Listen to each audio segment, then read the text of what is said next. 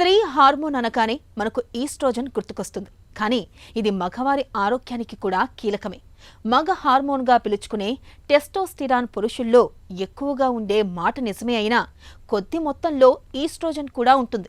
దీని మోతాదులు పడిపోతే ఎముకల పటుత్వం, మానసిక ధోరణి దగ్గర నుంచి గుండె ఆరోగ్యం వరకు అన్నీ అస్తవ్యస్తమవుతాయి. మగవారిలో ఈస్ట్రోజన్ హార్మోన్ తాలూకు హెచ్చుతగ్గుల మూలంగా కనిపించే సమస్యలు ఎలా ఉంటాయో, వాటికి ఎలాంటి చికిత్సలు తీసుకోవాలో ఇప్పుడు తెలుసుకుందాం.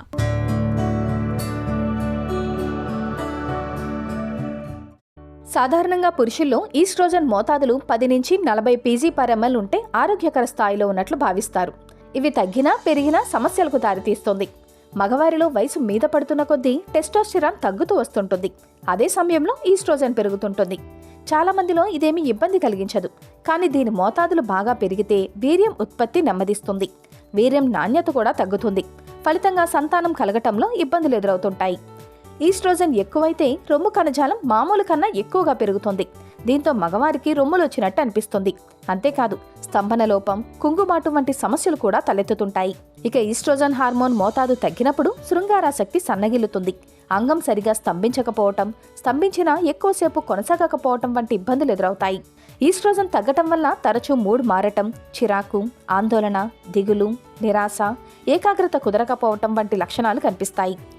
ఈస్ట్రోజన్ తగ్గితే బొజ్జ పెరిగే ప్రమాదం కూడా ఉంది. దీంతో గుండె జబ్బులు తలెత్తే ముప్పు పెరుగుతుంది. పురుషుల్లో ఈస్ట్రోజన్ తగ్గటం వల్ల తలెత్తే ప్రధాన సమస్య ఎముక క్షీణించటం. దీంతో ఎముకలు బలహీనపడి పెలుసుబారుతాయి. ఫలితంగా ఎముకలు చిన్న చిన్న దెబ్బలకే విరిగే ప్రమాదం ఉంటుంది. కాబట్టి ఈస్ట్రోజన్ హార్మోన్ మోతాదులు ఎక్కువ తక్కువ కాకుండా ఆరోగ్యకర స్థాయిలో ఉంచుకోవటానికి కొన్ని జాగ్రత్తలు తీసుకోవాలి.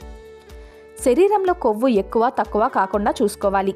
దీర్ఘకాలంగా పోషణ లోపంతో ఇబ్బంది పడుతున్నట్లయితే టెస్టోస్టిరాన్, ఈస్ట్రోజన్ రెండూ పడిపోతాయి. అందువల్ల హార్మోన్ల ఉత్పత్తికి తోడ్పడే ఆరోగ్యకరమైన కొవ్వులు, ప్రోటీన్లు, విటమిన్లు విధిగా తీసుకోవాలి. జింక్, పొటాషియం, విటమిన్ డి పరోక్షంగా టెస్టోస్టిరాన్, ఈస్ట్రోజన్ ఉత్పత్తికి తోడ్పడతాయి. క్రమం తప్పకుండా వ్యాయామం చేయాలి. అయితే మరీ అతిగా వ్యాయామాలు చేస్తే టెస్టోస్టిరాన్, ఈస్ట్రోజన్ రెండింటి మోతాదులు పడిపోయే ప్రమాదం ఉంటుందని గుర్తుంచుకోవాలి. కంటి నిండా నిద్రపోవటం, మానసిక ఒత్తిడిని తగ్గించుకోవటము ముఖ్యమే. ఎందుకంటే నిద్రలేమి, మానసిక ఒత్తిడితో కార్టిజాల్ హార్మోన్ మోతాదులు పెరుగుతాయి. ఇది లైంగిక హార్మోన్ల ఉత్పత్తికి అడ్డు తగులుతుంది. ఒత్తిడిని తగ్గించుకునేందుకు యోగా, ధ్యానం, ప్రాణాయామం వంటివి చేయాలి.